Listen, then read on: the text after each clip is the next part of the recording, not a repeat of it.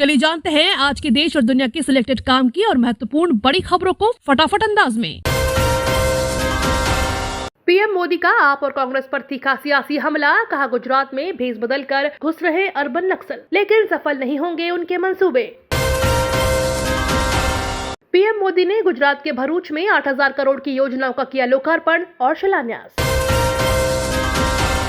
तेजस्वी का बीजेपी पर तीखा हमला, बोले नरेंद्र मोदी चाय बेचकर पीएम बन गए, युवा एमबीए करके चाय बेच रहे हैं। अमित शाह की मुख्यमंत्रियों से अपील, कहा पूर्वोत्तर राज्यों का वित्तीय अनुशासन सुनिश्चित करें। शाह ने कहा कि उग्रवाद, कनेक्टिविटी के अभाव और पूर्वोत्तर पर ध्यान देने में पिछली सरकारों ने कुछ नहीं किया। उन्होंने दशकों तक इस क्षेत्र के विकास की राह रोड़ा बनने का काम किया है।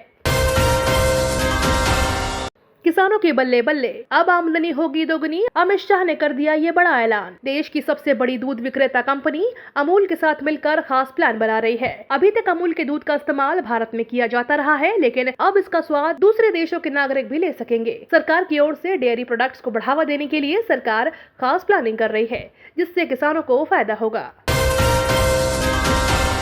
दिवाली से पहले केजरीवाल सरकार का तोहफा, पानी के बकाया बिलों पर बड़ी राहत। दिल्ली सरकार ने पानी के बकाया बिलों पर लगने वाली लेट फीस 100% माफ करने का ऐलान किया है। अब उपभोक्ता बिना लेट फीस के अपने पुराना बकाया बिलों का भुगतान कर सकते हैं। पंजाब में 5 फसलों पर मिलती है एमएसपी। गुजरात में अरविंद केजरीवाल ने किया वादा, उधर पंजाब के किसान संगठनों ने खोला मोर्चा, कहा बोल रहे हैं झूठ।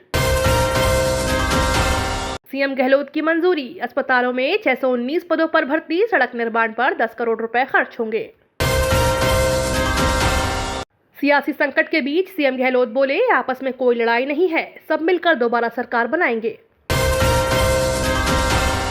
दिल्ली में पटाखों पर जारी रहेगा बैन, सुप्रीम कोर्ट ने प्रतिबंध हटाने से किया इनकार। सुप्रीम कोर्ट ने कहा कि दिवाली की छुट्टियों से पहले इस मामले पर सुनवाई होगी। दिल्ली सरकार के पर्यावरण विभाग ने राजधानी में अगले साल 1 जनवरी तक पटाखों की खरीद फरोख्त और पटाखे चलाने पर रोक लगाई हुई है। गाय को राष्ट्रीय पशु घोषित करने की याचिका पर सुनवाई से सुप्रीम कोर्ट का इनकार, लगाई फटकार। सुप्रीम कोर्ट से झारखंड सरकार को झटका, सुप्रीम कोर्ट के फैसले को सही ठहराते हुए जेएसएससी की याचिका खारिज। चीन की दादागिरी, हिंद महासागर में जंगी जहाज ड्रैगन को जयशंकर और ऑस्ट्रेलिया का करारा जवाब। भारत और ऑस्ट्रेलिया के विदेश मंत्री ने हिंद महासागर में दादागिरी दिखा रहे चीन को करारा जवाब दिया और ड्रैगन की दादागिरी के खिलाफ एकजुटता का संदेश दिया। भारतीय विदेश मंत्री ने चीन के हिंद महासागर में युद्धपोत भेजने पर कड़ा संदेश दिया है और ऑक्स डील पर ऑस्ट्रेलिया को खुला समर्थन दिया। अमेरिका और चीन में अब छिड़ गई है 6G टेक्नोलॉजी में आगे निकलने की होड़।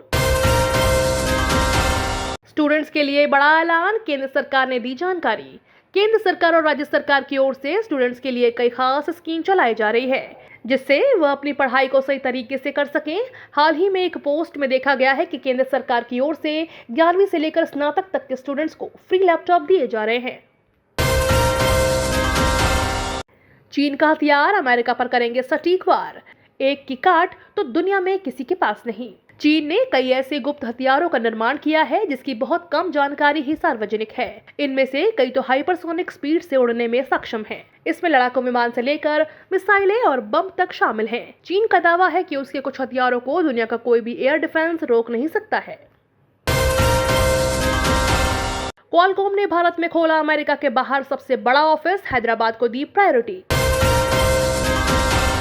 यूक्रेन पर रूसी हमले के बीच G7 की आपात बैठक, पुतिन बोले हमने आतंकी हरकतों को दिया जवाब।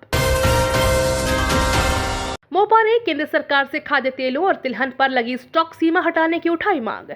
मोपा यानी mustard oil producer association of India ने केंद्रीय वित्त मंत्री से मुलाकात कर खाद्य तेलों और तिलहन पर वर्तमान में लागू स्टॉक सीमा हटाने और खाद्य तेलों के वायदा बाजार को फिर से शुरू करने को लेकर अपने तर्क रखे।